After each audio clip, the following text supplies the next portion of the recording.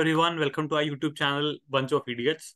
As you know, in this channel, we talk about different issues, different perspectives, opinions, uh, which uh, which actually affects us as an individual and society. And today, one of the topics uh, you know, uh, which has been impacting us as a society is a concern of history. What is history and how we see history? As you know, we have been debating a lot about history these days, that whether we need to revisit our past, we need to correct something in the past. So today we are going to talk about E.H. Carr, or Edward Hewlett Carr, who was a British historian, diplomat, journalist, and international relations theorist, and also an opponent of empiricism within historiography. Carr was best known for a history of Soviet Russia. It was a 14-volume history of the Soviet Union from 1917 to 1929, and for his writings on international relations, particularly the 20 Years' Crisis, and for his book, which we are going to discuss today, What is History, in which he laid out historiographical principles, rejecting traditional historical methods and practices. So let's quickly move on to what he actually said in this book. जैसा कि हम सभी जानते हैं कि किसी भी book को समझने से पहले या फिर कोई भी बुक रिव्यू करने से पहले हमें ये जानने की कोशिश करनी चाहिए या फिर हमें ये जानना चाहिए कि उस समय का कॉन्टेक्स्ट क्या था। उस क्यों जरूरत पड़ी एचकार को व्हाट इज हिस्ट्री लिखने की। सो उस समय जैसा कि हम सभी को पता है 1960s का समय वो समय है कि उससे पहले दो विश्व युद्ध हो चुके हैं। And Russia and Chinese revolution हो चुके हैं 1917 में, आपको पता होगा। रशिया रशिया का रिवोल्यूशन होता है, रशियन क्रांति होती है, और 1949 में चाइनीज रिवोल्यूशन होता है, विटनेस कर चुके होते हैं। बट फिर भी जैसे 1945 के बाद जर्मनी और जापान ये इकोनॉमिक रिकवरी के पथ पे होते हैं। 1945 के बाद जो केओस इन लोगों ने, इन कंट्रीज ने, ऑलमोस्ट पूरी दुनिया ने देखा। सो उसमें उसमें भी सबसे ज्यादा जो इम्पैक्टेड रहे वर्ल्ड वॉर से वो जर्मनी और जापान थे। सो ये कहीं ना कहीं इनकी इकोनॉमिक रिकवरी स्टार्ट हो गई थी, और एक जिसकी वजह से एक ऑप्टिमिज्म लोगों में आना स्टार्ट हुआ कि चलो फिर से हम एक ऐसा वर्ल्ड ऑर्डर बना सकते हैं जहाँ पे अ, हम साथ में रह सकते हैं, पूरी दुनिया साथ में एक कोऑपरेशन के भाव से रह सकती है, जहाँ पे कोई भी कोई केओस क्रिएट करने से बचना चाहिए। सो हुआ क्या कि जब ये चीजें हो जाती है, वर्ल्ड वॉर और ये सारी चीजें, इकोनॉमिक रिकवरी, तो 1960 और 70s का वो समय है जब इकोनॉमिक क्राइसिस आ रही है। और एट द सेम टाइम 1945 के बाद जैसा कि हम सभी जानते हैं कि यूएसए एंड यूएसएसआर के बीच में कोल्ड वॉर स्टार्ट हो जाता है। तो कहीं ना कहीं जो जो ऑप्टिमिज्म हमारे पास थोड़े समय के लिए आता है, जो जिस चीज को लेकर हम ऑप्टिमिस्टिक होते हैं कि चलो अब तो दुनिया कहीं ना कहीं बेहतर हो जाएगी, अब हम अपनी हिस्ट्री से सबक लेंगे, तो ये काफी कम समय के लिए होता है। और वहां पे अगेन फिर से एक कोल्ड वॉर स्टार्ट होता है, जिसमें जिसे हम हिंदी में शीत युद्ध भी कहते हैं, जो यूएसए एंड यूएसएसआर के बीच में, और पूरी दुनिया दो भागों में बट जाती है। सो यचकार इस कॉन्टेक्स्ट में बुक लिखते हैं, और इस कॉन्टेक्स्ट में और एक और चीज होती है मिडिल ईस्ट में, जैसा कि मिडिल ईस्ट का भी एक एग्जांपल देना जरूरी है कि मिडिल ईस्ट में जो ऑयल प्रोड्यूसिंग स्टेट है वो कहीं ना कहीं पावर पॉलिटिक्स में एक इम्पोर्टेंट शिफ्ट लेके आते हैं। सो यशकार फिर इस किताब को ऐसे कॉन्टेक्स्ट में लिख रहे हैं, जब आप देखेंगे इसको, जहाँ पे सोवियत यूनियन है वो ऐसे सारे लोगों को जो इस तरह की सोच रखते हैं, कैपिटलिज्म को सपोर्ट करते हैं, तो कहीं ना कहीं उन्हें ऐसे लोगों को प्रॉब्लम हो जाती है उनसे, और उनसे ऐसे लोगों को प्रॉब्लम हो जाती है। And same with USA. USA में ये होता है कि जब आप सोशलिस्ट आइडियाज को ज्यादा तवज्जो देते हैं, तो यूएसए गवर्नमेंट भी आपको उस शख्स निगाह से देखने लगी थी। तो एक काइंड ऑफ ऐसा एक ऐसा इन्वायरमेंट क्रिएट हो गया था, जिसकी वजह से यचकार को ये किताब लिखनी पड़ी और बताना पड़ा कि कई बार हिस्ट्री कैसे हमारे मॉडर्न डिस्कोर्सेज में आता है, और किस तरह से हिस्ट्री को एक बेस बना के हम बहुत सारी जो वर्तमान की चीजें हैं उसे पूर्ण या परफेक्ट बनाने की कोशिश करते हैं, और इसके क्या क्या कॉन्सिक्वेंसेज होते हैं इसको बनाते समय सो इस बुक में उन्होंने बाकायदे 6 यूनिट में, 6 चैप्टर्स में उन्होंने इस बुक में डिटेल से बताया है, जिसके बारे में हम इस बुक रिव्यू में समझेंगे। इस बुक को शुरू करने से पहले मैं ये थोड़ा सा ब्रीफ में ये बताना चाहूंगा कि इस बुक में हम डिस्कस करेंगे कि हिस्ट्री क्या है, इतिहास क्या है, और किस तरह से बहुत सारे फैक्ट्स जो होते हैं समाज में, या फिर किसी भी कंट्री में जो एक सिविलाइजेशनल एस्पेक्ट को लेके चलती है, और अपने मॉडर्न कॉन्टेक्स्ट को कुछ पास्ट की चीजें मॉडर्न कॉन्टेक्स्ट में लाने की कोशिश करती है, या फिर एक लिंकेज जो सिविलाइजेशन और पास्ट और प्रेजेंट का है उसके बारे में हम समझने की कोशिश करेंगे। और किस तरह से ये इसका हिस्ट्री एंड हिस्टोरिकल फैक्ट और फैक्ट्स में डिफरेंस करते हैं, इसके बारे में हम डिस्कस करेंगे इस बुक रिव्यू सेक्शन में। और जो पहला चैप्टर है यशकार का, वो है the historian and is fact, जिसके बारे में हम अपने मित्र से सुनेंगे कि यशकार किस तरह से हिस्ट्री के बारे में बताते हैं और क्या डिबेट्स रहे बिफोर यशकार, क्या डिबेट्स हिस्ट्री में चल रहे होते To हैं। begin with, we must reflect on the questions he was reflecting on. Firstly, what is history? Is it just about knowing the facts or is it about interpretation? And if it is about interpretation, how these interpretations are formed? Or is it a combination of both facts and interpretations? So we quickly move on to chapter one, what is history? So he begins by arguing that he just reflect on what is fact and what is history. So he reflects on the age of 19th century and he called 19th century as the age of facts. So you must have heard about historians saying get your facts straight. And this idea of getting a fact straight flowed directly from the age of positivism or the 19th century. It was the age of positivism that believed in ascertaining and knowing the facts first and drawing conclusions from it. So facts were seen as something outside the historian, independent of how historian perceive it. So he gave the example of fishmongering, and this is an example which flows throughout the chapter. It was believed in 19th century that historian is like a fisherman who just collects the fish and take them home and serve them in whatever style he wanted to. Then the question is, are all facts important and of same values? Are all fishes important of same values, just like facts? So, for a historian, he argues, all facts are about the past and are seen as historical fact, but then how we differentiate between facts of history and other facts of past? Two arguments are important here. Firstly, historian is not always concerned about the facts like dates. We always say that historian must know the dates. He said that no, historian should not always know the dates. Dates are just raw material for an historian. Like steel is a raw material for a industry making an almirah or a car. So facts doesn't speak for themselves. They are just a raw material and they speak only when historian calls on them. They depends upon the interpretation of an historian. So there will be n number of facts available to a historian, but it is a selectivity of historian to choose some facts and reject others. For example, today we consider Akbar's Deen-e-Ilahi as an important tool of his policy or an important intervention made in the medieval period, not because of the policy itself. Rather, some historians or Indian historians consider it as an important part of medieval age. So in 19th century also, there was just unending accumulation of facts and scholars who disseminated them, presented in the way they wanted to, and E.H. Carr was actually challenging those जैसा ideas. कि मेरे मित्र ने बताया किस तरह से वो debate history पे स्टार्ट होता है, और उसमें भी ज्यादातर जो हिस्टोरियंस है जो डेट को ज्यादा इंपॉर्टेंट देते हैं कि कौन सा डेट किस समय कौन सा युद्ध हुआ है, तो हम इजीली बोलते हैं हल्दी घाटी का युद्ध इस समय हुआ, या फिर दीन इलाही के बारे में जैसा कि मेरे मित्र ने बताया। तो इस तरह से जो बिफोर यजकार जो हिस्टोरियंस होते हैं उनका कंसर्न डेट को लेके, ईयर्स को लेके, कौन सी चीज कब हुई है, इन सब चीजों को लेके ज्यादा था। तो यशकार कहीं ना कहीं इस इस आइडिया से डिसएग्री करते हैं और बोलते हैं कि हिस्टोरियंस का काम डेट याद करना या फिर डेट के बारे में डिटेल से जानना नहीं है। हिस्टोरियन ये काम नहीं करता, बट फिर भी अगर उसे याद है ये अच्छी बात है।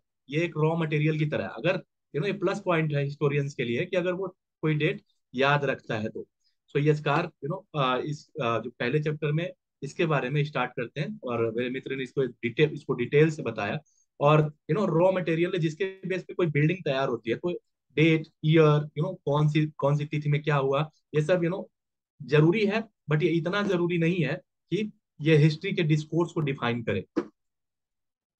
So if history is not about facts, so what is history?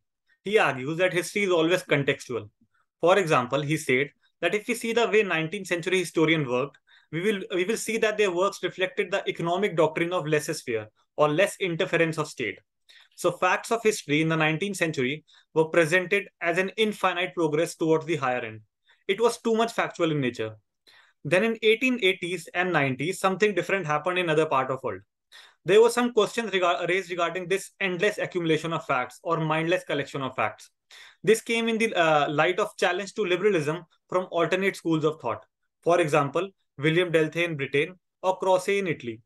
I'll quickly move on to the argument of Croce, which is really important here. He argues that all history is contemporary history, meaning we or historian see the past always from the eyes or perspectives of present.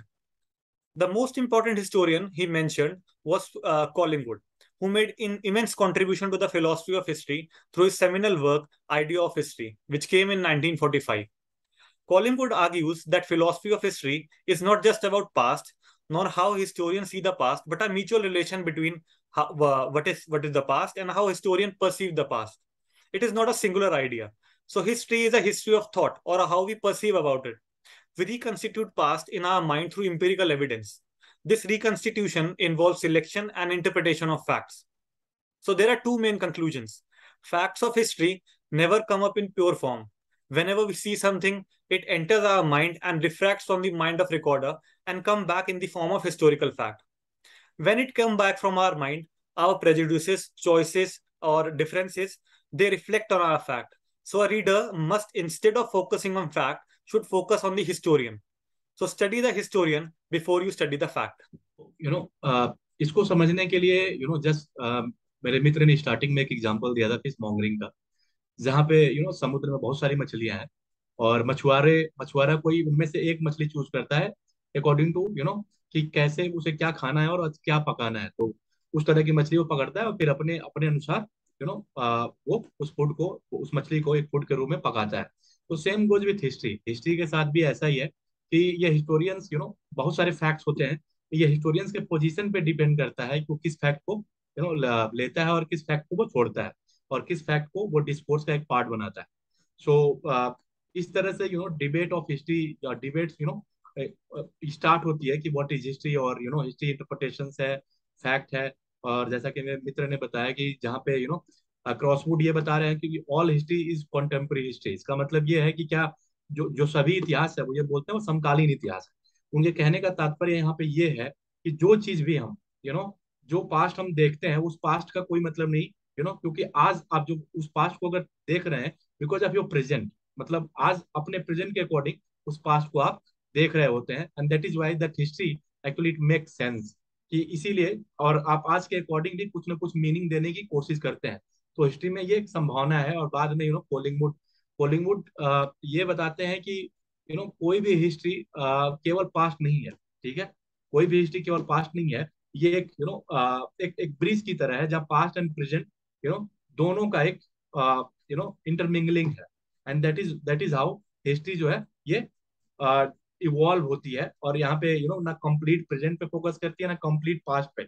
ये कहीं ना कहीं दोनों का एक समन्वय है, दोनों का कहीं ना कहीं एक संयोजन है, ये कोलिंगवुड बताते हैं। So now the question is what you should do as a reader or as a history reader. So he argues that historian must be sensitive towards the minds of people he is studying. We understand the past only through the eyes of present. Our understanding of past is shaped by our present world, our own perception. So a historian's work is not to love the past or emancipate himself from the past, but to understand the past to make a better sense of present. So does it mean that there is no objectivity in history? He argues that no, the relation of a man to his environment is like a relation of a historian to his facts. It is a relation of give and take, and a historian must reflect on what he is doing.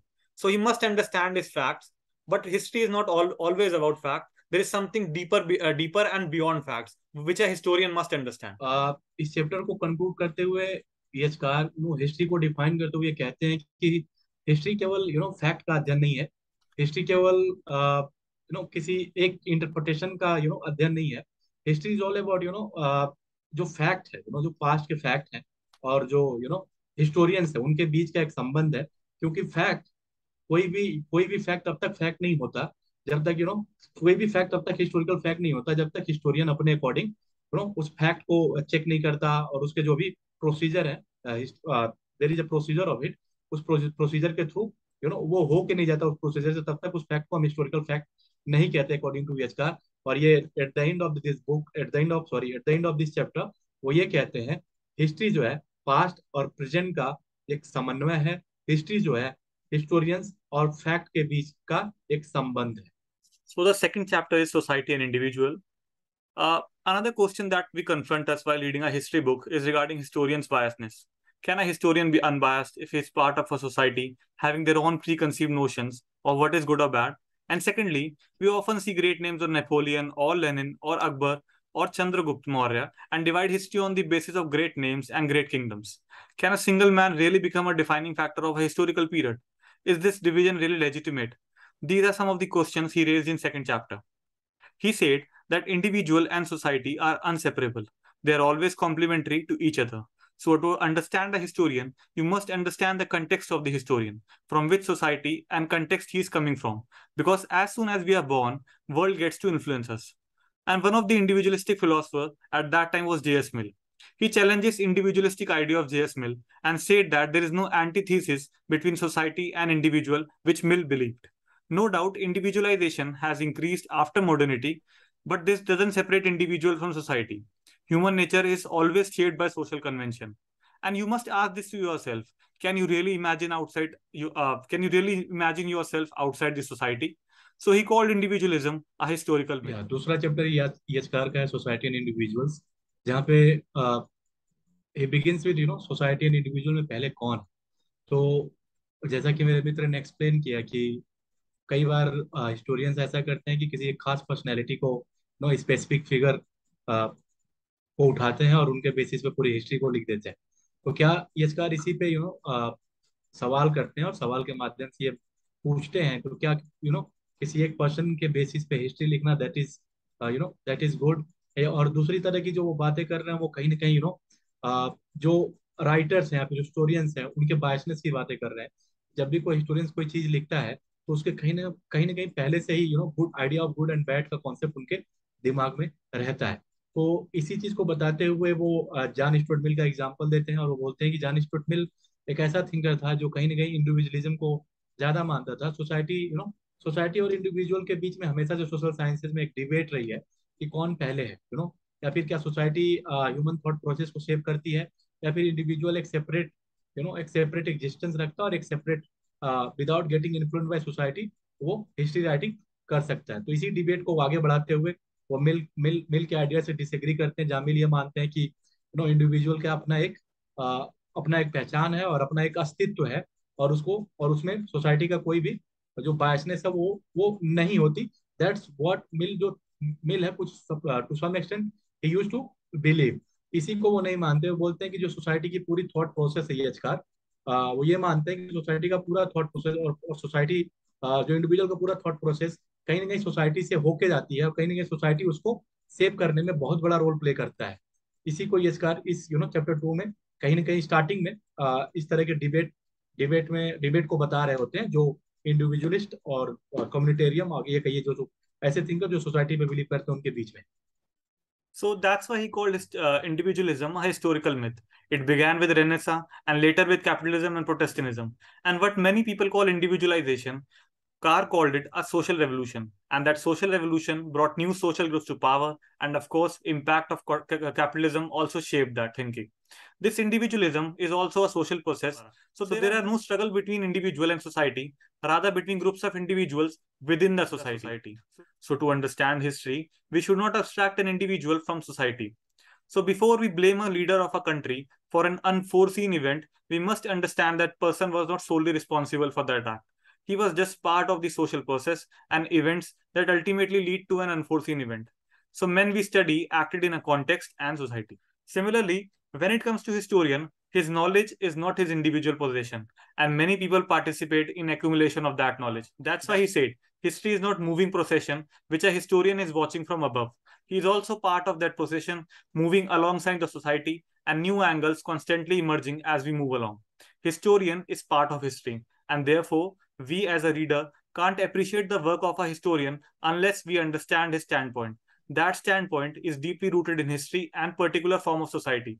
So when we purchase a book, we must see the date of publication. मित्र ने explain किया कि कई बार ये होता है कि हम society और इस सोसाइटी और इंडिविजुअल के डिबेट में हम पर्सनैलिटी वाइज हिस्ट्री और उस पर्सन को अगर कुछ हिस्टोरिकल इवेंट्स हुए हैं तो कई बार हम उस पर्सनैलिटी के अध्ययन के आधार पर उस पूरा का पूरा जो ब्लेम है या फिर पूरा का पूरा जो क्रेडिट है किसी एक खास पर्टिकुलर इंसान को देते हैं जो हिस्ट्री को सही तरीका नहीं है देखने का। यशकार ये कहते हैं कि अगर हिस्ट्री को सही तरीके से जानना है और उस पास्ट में क्या हुआ किस तरह से हुआ उसको अगर सही तरीके से समझना है, हमें उस सोशल प्रोसेसेस को समझना होगा, उस सोशल कॉन्टेक्स्ट समझना होगा जिस कॉन्टेक्स्ट में वो इंसान है। क्योंकि वो कहीं ना कहीं एक सेपरेट जो कुछ भी पास्ट में हो रहा था कहीं ना कहीं that was happening in a particular kind of context. वो कॉन्टेक्स्ट, इन्वायरमेंट और सोसाइटी किस तरह से उस पूरे इंडिविजुअल के थॉट प्रोसेस को शेप करती है इसके बारे में यशकार बताते हैं। और इसीलिए वो बोलते हैं कि हमें पर्सनैलिटी का अध्ययन करने की बजाय हमें उस सोशल प्रोसेसेस, उस हिस्टोरिकल स्ट्रक्चर्स, उस हिस्टोरिकल कॉन्टेक्स्ट को जानने की कोशिश करनी चाहिए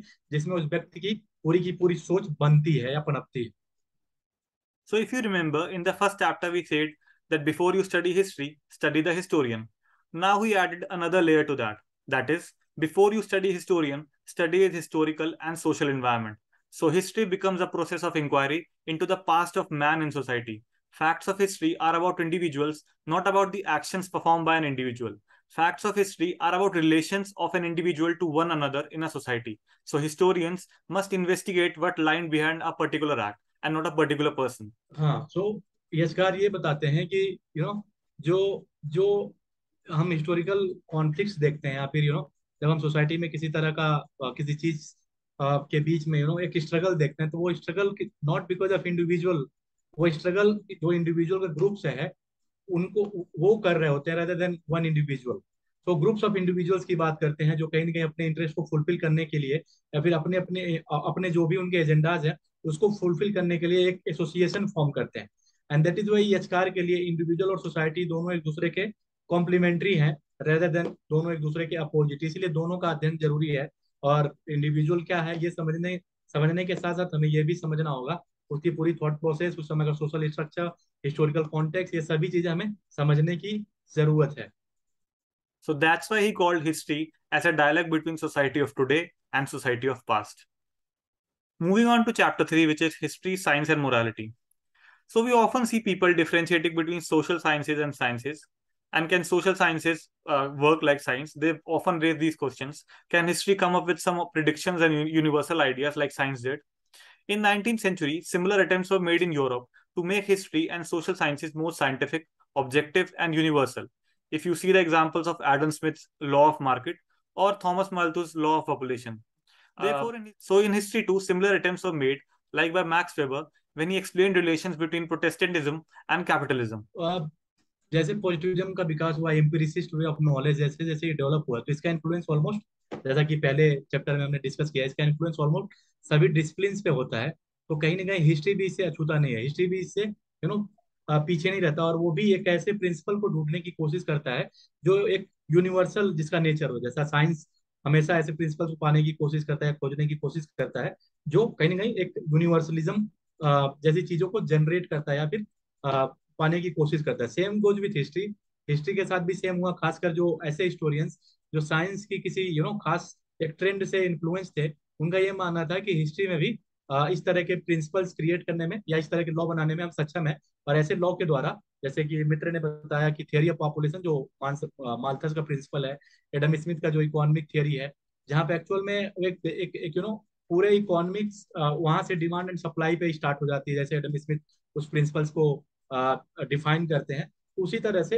हिस्ट्री में भी ये कोशिश की जाने लगी कि हम एक ऐसे कॉमन प्रिंसिपल को डिस्कवर करें जिससे हम हिस्ट्री इजीली और आसानी से एक्सप्लेन करें और जिसमें एक यूनिवर्सल टेंडेंसी हो।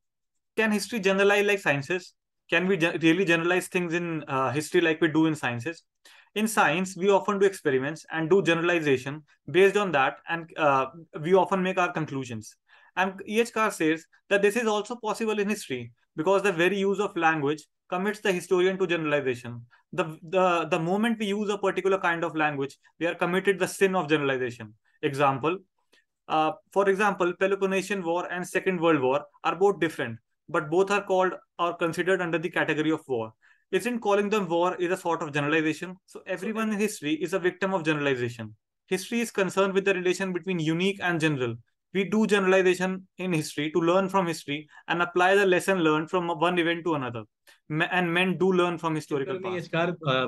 हिस्ट्री की यूनिकनेस और जनरलाइजेशन की बात करते हैं, और कहीं ना कहीं ये भी एक साइंस के रिलेशन में, बिकॉज साइंस जो यूनिवर्सलिज्म लेके आता है सोशल साइंसेज में, सो उसका उसका इन्फ्लुएंस हिस्ट्री पे इस तरह से होता है कि एचकार को भी इस सवाल का जवाब देने के लिए मजबूर होना पड़ता है कि whether history can be generalise, और हिस्ट्री जो है जनरलाइज की जा सकती है या नहीं की जा सकती। तो इसका जवाब देते हुए एचकार कहते हैं कि हिस्ट्री में जनरलाइजेशन पॉसिबल है और कई बार ऐसा करते हैं। यशकार ये कहीं ना कहीं एक मोरल क्वेश्चन यहाँ पे नहीं पूछते कि ये सही है गलत है, यशकार इस भाग को टच नहीं करते, बस वो इस बात को बताते हैं कि अगर आप लिटरली जनरलाइजेशन करना ही चाहते हैं तो आप जनरलाइजेशन कर सकते हैं, जैसे कि वो एग्जाम्पल देते हैं Peloponnesian war and world war का। और ये बोलते हैं कि जब आप थोड़ा सा लिंग्विस्टिक हिस्टोरियंस को पढ़ते हैं, लैंग्वेज के जो ज्ञाता हैं उनको थोड़ा सा आप पढ़ेंगे, तो वो कहीं ना कहीं एक पर्टिकुलर जो लैंग्वेज है या शब्द है उसको एक एक खांचे में देके दोनों को वॉर कह देंगे। जैसे जो पेलोपोनेसियन वॉर है और जो वर्ल्ड वॉर है, दोनों कहीं ना कहीं एक तरह का वॉर है। बट जो दोनों जिस तरह से लड़े गए, जिस कॉन्टेक्स्ट में लड़े गए या फिर जिस संदर्भों में लड़े गए, अकॉर्डिंग टू यचकार वो डिफरेंट है। और यहाँ पे हिस्टोरियंस को इसी तरह से, हिस्टोरियन को इस चीज से बचना चाहिए कि लैंग्वेज के बेसिस पे आप जनरलाइज तो कर देंगे दोनों वॉर है, बट जब भी उसके उसके अंदर जाएंगे और एक डिटेल स्टडी करेंगे तो आपको पता चलेगा उस वॉर का जो स्वरूप है, वॉर जिस तरीके से लड़ा गया है, जिस कॉन्टेक्स्ट में लड़ा गया है, वो बिल्कुल डिफरेंट है। और इन्हीं सब चीजों में यचकार हिस्टोरियंस को बड़ा केयरफुल रहने को कहते हैं। Another important component of science is prediction. We often do experiments and we come up with results, and we predict that if we repeat these experiments, similar results we will get similar results. So he argues that even science can't predict the way it claims to predict, because an experiment is performed under certain control conditions, and if that control conditions are present, then the results will be repeated. But this doesn't mean such experiments are useless.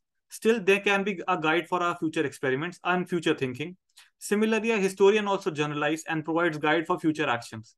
But he can't predict specific event because specific is always unique. For example, a historian will not predict whether a revolution will occur in a country next month, but they can still say that there is a probability that given the track record and history of a given country and also the present situation in that country, revolution can definitely occur. But this will only happen if some events occur that can't be predicted. Another is biasness in history. We often think that in social sciences, biasness of writer is always there. We must understand that unlike sciences, social sciences is a study of humans and nature. But it doesn't mean that there is no scope for independent observation. Involvement of a historian in the study is different from the way a scientist is involved in an experiment. So he added that in social sciences, theory of knowledge based on rigidity between object and subject is not possible. As a historian, we can't have such rigid structures. We can't isolate our biases from the thing we are studying, and our biases will always comes in our study. यहाँ पे history और science का difference बताते हुए एचकार ये कहते हैं कि साइंस और हिस्ट्री में जो बड़ा बारीक डिफरेंस है, मे भी पर्पस को लेके दोनों सेम चीज सर्व कर रहे हो, मे भी दोनों का पर्पस कहीं ना कहीं ह्यूमन वेलफेयर है या फिर ह्यूमन स्टडी के बारे में दोनों ही अध्ययन करते हैं, बट जिस तरीके से अध्ययन करते हैं वो बिल्कुल डिफरेंट है। क्योंकि history somehow even after positivity revolution also, history का क्या नेचर रहा है, हिस्ट्री हमेशा से कहीं ना कहीं एक प्री कंसीव जो नोशंस है उसका गुड एंड बैड का, जब भी हम हिस्ट्री राइटिंग करते हैं उसे हम कंप्लीटली कट ऑफ नहीं कर सकते अपने आप को। बट जब साइंस है, साइंस जो एक काइंड ऑफ साइंस एक्सटर्नल चीजों के बारे में ज्यादा अध्ययन कर रहा होता है। जब साइंस बिगिन होता है, खासकर जो सोशल साइंसेज में साइंस आता है कि आप एक्सपेरिमेंट कर सकते हैं और आप बहुत सारी चीजें बता सकते हैं, तो उसके बेसिस पे आप एक प्रिडिक्शन कर सकते हैं। तो यशकार यहाँ एक सिमिलैरिटीज बताते हुए कहते हैं कि हिस्ट्री भी कंप्लीटली ये नहीं बता सकती, जिस तरह से साइंस कहता है कि हाइड्रोजन और ऑक्सीजन के इतने इतने एटम्स मिलाएं और फिर जाके एक जल का निर्माण होगा या फिर पानी का निर्माण होगा, वो बता सकते हैं। बट हिस्ट्री ये नहीं कहेगी कि ऐसा ही होगा। हिस्ट्री प्रिडिक्ट तो करेगी, बट हिस्ट्री 100% श्योर नहीं है। और ऐसा इसलिए क्योंकि कहीं ना कहीं हिस्टोरियंस के अपने बायसनेस होते हैं जब भी वो हिस्ट्री राइटिंग्स कर रहा होता है। Now, next is the question of morality. We often see people claiming to be historian, passing moral judgments on historical figures, like a person in his personal life was a womanizer or other were decent. So Sukar believe that it is not the job of historian to comment on someone's private life, nor he is entitled to or uphold some moral judgment standard for people who are no longer with us. Similarly, one should not blame one person for some event, like we should not just blame Hitler for what he did. We should critically assess the society that produced Hitler. Historians should pass moral judgment on social institutions, not on individuals who created them. So, he said, history is a process of struggle in which results are achieved by some group at the expense of others. यचकारी इस chapter के अंत में history और religion का क्या connection है, क्या relation है एक दूसरे से, हिस्ट्री मोरालिटी एंड रिलीजन का क्या कनेक्शन और क्या रिलेशन है एक दूसरे से, इसको देखने की कोशिश करते हैं। और ये जैसा कि मित्र ने बताया कि कई बार हिस्टोरियंस ये करते हैं कि कई सारी चीजों पे मोरल जजमेंट्स देते हैं।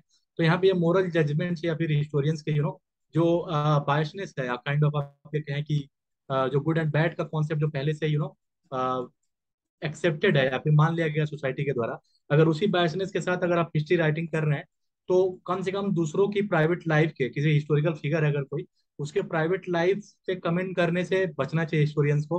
और ऐसा इसलिए और वो ये कहते हैं कि हिस्टोरियंस का जॉब नहीं है किसी को ये साबित करना है कि वो किस तरह का इंसान था हिस्टोरिकल फिगर्स में। जैसे कि आप हिटलर का एग्जांपल ले ले, कई बार हम वो ये बोलते हैं कि हिटलर हिटलर पर्सनल लाइफ में क्या था, किस तरह का था। इन सब चीजों से ज्यादा हमें ये फोकस करना चाहिए कि जो उसकी सोच बन रही थी, उसकी सोच का निर्माण किन वजह से हो रहा था, उसमें सोशल प्रोसेसेस का क्या रोल था, उसमें हिस्ट्री का क्या रोल था, और ये उस समय जो सोशल इंस्टीट्यूशन थे कि वो कौन कौन से रीजन है या फिर वो कौन कौन से सोशल इंस्टीट्यूशन थे जो हिटलर जैसे सोच को क्रिएट करने में या बनाने में या सेव करने में जिनका बहुत बड़ा रोल रहा है। तो इसको कहीं ना कहीं इसीलिए आप इसको ये सिंपली ये stay away from the personal life of historical figures. तो हम्म। पर्सनल लाइफ से दूर रहने की वो बात करते हैं और बोलते हैं कि सोशल स्ट्रक्चर पे हमारा पूरा फोकस होना चाहिए as a historian. He said so because the moral judgment of an individual is also the creation of history. Historical actions of an individual can't be judged by creating a so called universal understanding of morality. So instead of dwelling into what is good, bad, a historian sees history as a movement, and movement means comparison. A history is a process to understand society, not in comparison to some moral standard, but in comparison and in relation to each other. So understanding of morality keeps changing, and a historian must understand these changing values and morals. सो यशकार आगे ये बताते हुए कहते हैं कि जो morality है वो भी कहीं ना कहीं historical process and social process का ही प्रोडक्ट है। जो भी आज हमारा जिस जिस चीज के बारे में हम गुड एंड बैड आज हमारे लिए है, वो भी कहीं ना कहीं कॉस्ट एक लॉन्ग हिस्टोरिकल प्रोसेस का प्रोडक्ट है। तो एक एक पर्टिकुलर टाइम पे एक खास तरह का गुड एंड बैड एंड या यूं कह लीजिए मोरालिटी का कॉन्सेप्ट होता है। इसीलिए यशकार जो है वो हमें इस किसी किसी मोरल जजमेंट या पर्सनल जजमेंट से बचने के लिए कहते हैं, ताकि कहीं ना कहीं क्योंकि वो पूरी संभावना होती है फ्यूचर में किस तरह से नॉर्म्स एंड मोरालिटी एक अलग शेप लें, फिर से मोरालिटी और मोरालिटी चेंज हो जाएगी, फिर से उस इंसान को आप अगर आज वो अच्छा हो सकता है कल को बुरा हो जाए। जैसे आप बहुत सारी ऐसे एग्जाम्पल हैं, जब आप इंडिया में एग्जाम्पल ले सकते हैं, कई तरह की हिस्ट्री राइटिंग्स है जिसमें आज बड़े बड़े जो हिस्टोरिकल फिगर्स हैं जिनका फ्रीडम मूवमेंट में बहुत बड़ा रोल रहा है। सो वो उस समय 1970s 1980s में जिस तरह की हिस्ट्री आती थी, उस समय वो एक महान फिगर हुआ करते थे। और आज जरूर कुछ ऐसे फैक्ट हिस्टोरियंस ने ढूंढ निकाले जहां पे कहीं ना कहीं उनकी पर्सनैलिटी को भी हमने एक डाउट की कैटेगरी में खड़ा कर दिया। जैसे हम नेहरू का एक एग्जांपल ले लिए जो बहुत टारगेटेड फिगर है, स्पेशली हिस्टोरियंस और किसी भी तरह का किसी भी शाखा से कोई हिस्टोरियंस है, नेहरू उस तरह से देखे जा रहे हैं, वैसे ही गांधी, महात्मा गांधी। तो कहीं ना कहीं हिस्ट्री इस तरह से है। तो बस सो आगे जो ये कॉन्फ्लिक्ट है हिस्ट्री एंड साइंस का, इसको इसके लिए एक सोल्यूशन प्रोवाइड करते हैं ये एचकार, और ये बोलते हैं कि इसके दो तरीके हैं किस तरह से ये दोनों के बीच में जो एक कॉन्फ्लिक्ट है, जो स्ट्रगल है हिस्ट्री और साइंस का जो डिबेट है, वो समाप्त किया जा सकता है। पहले कहीं ना कहीं बहुत सारी साइंस की कुछ ऐसी चीजें हैं जो यू नो हिस्ट्री को to some extent they should accept, उन्हें स्वीकार करनी चाहिए। और दूसरी चीज जैसा कि मैंने पहले भी डिस्कस किया है कि हिस्ट्री और साइंस दोनों ही फोकस करती हैं इंसान की लाइफ को बेहतर बनाने में। एंड बिकॉज दोनों दोनों इंसान इन्वायरमेंट और इंसान के अगल बगल घटने वाली घटनाओं के बारे में अध्ययन करते हैं, फिर इंसान के एक इंसान के जिस पर्यावरण में रह रहा है, जिस इन्वायरमेंट में रह रहा है, उससे रिलेटेड जो सोशल स्ट्रक्चर और इंस्टीट्यूशन उसके बारे में अध्ययन करता है। एंड जब आप साइंस को देखेंगे तो साइंस भी कहीं ना कहीं साइंस की बदौलत बहुत सारे सोशल इंस्टीट्यूशंस, कैसे पॉजिटिविज्म ने कैसे पूरा का पूरा एक ऐसे ऐसी ऐसे मॉडर्न इंस्टीट्यूशंस क्रिएट किए कि आज कहीं ना कहीं जब भी हम 100 साल पहले जाएंगे तो हम पॉजिटिविज्म पढ़ेंगे। तो positivism has become also part of कहीं ना कहीं हिस्टोरिकल डिस्कोर्स का एक पार्ट पॉजिटिविज्म हो गया। या फिर जो मॉडर्न इंस्टीट्यूशन है जो जनरेट में कहीं ना कहीं एक पॉजिटिविस्ट आइडियाज से, वो भी एक एक रिजल्ट है। और वो भी जब भी उसके बारे में देखेंगे तो पॉजिटिविज्म की भी एक हिस्ट्री बताई जाएगी। सिंपल वे में मैं ये कहूंगी, इसका तात्पर्य ये है कि हिस्ट्री और साइंस जब भी एक कॉमन गोल को लेके चलेंगे तो दोनों दोनों ऑलमोस्ट इस ग्राउंड पे सेम है, क्योंकि दोनों का जब गोल सेम है तो दोनों दोनों ही उस चीज पे काम करेंगे जो दोनों में कॉमन है। सो इस तरह से यशकार जो है इस तरह से यशकार एक और एट द एंड एक और सवाल करते हैं, और वो बोलते हैं कि एक और ग्राउंड जो है इन्हीं इसी से जुड़ा हुआ एक और ग्राउंड है जहाँ पे दोनों सेम है। वो बाय आस्किंग क्वेश्चंस व्हाई। जब भी आप हिस्टोरियन कोई चीज समझना चाहता है तो वो भी सवाल यही करता है कि व्हाई, मतलब कोई भी चीज क्यों है, कैसे है, क्या रीजंस है। तो जो कॉजल एक्सप्लेनेशन है वो साइंस में भी अप्लाई होता है, वो कॉजल एक्सप्लेनेशन वो हिस्ट्री का भी पार्ट है। तो इस बेसिस पे हिस्ट्री और साइंस दोनों सिमिलर हैं, और दोनों ऑलमोस्ट एक कॉमन गोल को सर्व कर रही होती हैं। So in the next video, we are going to talk about next three chapters of this book. So if you like our work, our video, then do like our videos, share it, and subscribe our channel. Thanks for watching. Please do that.